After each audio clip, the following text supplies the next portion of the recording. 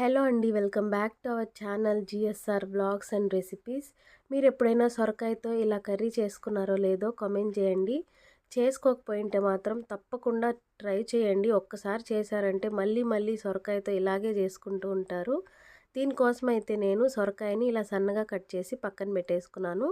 ఆ తర్వాత బాండీ పెట్టుకొని అందులో నూనె, ఆవాలు, దంచిన తెల్లగడ్డ వేసుకొని, ఆ తర్వాత ఉల్లిపాయ ముక్కలు కూడా సన్నగా కట్ చేసేసుకొని, కొద్దిగా కరివేపాకు, కొంచెం పసుపు వేసి ఉల్లిపాయలను అయితే ఫ్రై చేసుకోవాలి. ఇవి కొంచెం ఇలా ఫ్రై అయిన తర్వాత మనం సన్నగా కట్ చేసుకున్న టమాటాలు కూడా ఒక 2 టొమాటోలు వేసుకుంటే సరిపోతుంది. ఎక్కువగా వేయొద్దు టొమాటోలు అయితే. ఇంక అందులోనే ఉప్పు వేసుకొని ఒకసారి బాగా మిక్స్ చేసి మూత పెట్టేసుకొని టమాటాలు మగ్గించుకోవాలి.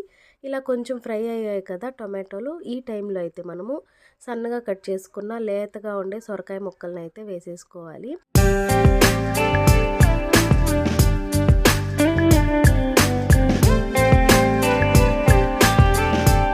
ఇంకా సొరకాయ ముక్కలు కూడా వేసిన తర్వాత ఒకసారి బాగా మిక్స్ చేసి మూత పెట్టి అయితే మగ్గించుకోవాలి. మనకి చాలా తొందరగా ఉడికిపోతూ ఉంటాయి కదా ఈ సొరకాయ కానీ బీరకాయ కానీ ఇలాంటివి. చాలా ఎక్కువ వాటర్ కంటెంట్ ఉంటుంది. చాలా మంచిది ఎండలకి తిన్నారంటే ఎక్కువ బాడీ కొంచెం కూల్ అవుతుంది. ఇంక ఈలోపు అయితే నేను పల్లీల్ని ఇలా మంచిగా ఫ్రై చేసి పొడి చేసి అయితే పక్కన పెట్టేసుకున్నాను. ఈ పొడి ఉంటేనే ఈ కూర అంత టేస్టీగా వస్తుంది. తప్పకుండా అయితే ట్రై చేయండి. ఇంకా మనకి సొరకాయ అయితే ఇలా బాగా ఉడికిపోయింది. ఇప్పుడైతే మనము కారము, ధనియాల పొడి యాడ్ చేసుకోవాలి. నేను ధనియాల పొడి యాడ్ చేయలేదు.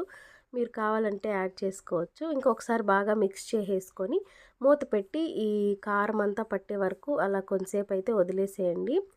ఇప్పుడు చూసారు కదా ఆయిల్ కూడా కొంచెం పైకి వచ్చేసింది. ఇప్పుడు మళ్ళీ ఒకసారి కలిపేసుకొని సరిపోయినంత వాటర్ అయితే యాడ్ చేసేసుకోవాలి. నేను కొంచెం ఎక్కువ వేసుకుంటాను. ఎందుకంటే మనం పల్లీలు వేసినప్పుడు మనకి కర్రీ చాలా దగ్గరకు వస్తుంది. చాలా బాగుంటుందన్నమాట. ఇంక ఇలా అయితే వేసేసుకొని సాల్ట్ అది చెక్ చేసుకొని ఉడికించేసుకోవాలి.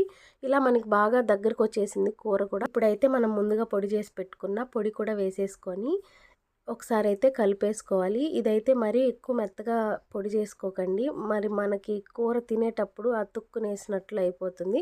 కొద్దిగా గరుకుగానే వేసుకోండి. చాలా బాగుంటుంది.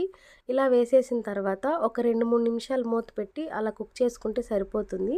పొడి వేసిన తర్వాత ఎక్కువసేపు అయితే కుక్ చేయకూడదు. అది టేస్ట్ మళ్ళీ మారిపోతుంది. మనకి ఇలా వచ్చిందంటే స్టవ్ ఆఫ్ చేసేసుకుంటే సరిపోతుంది.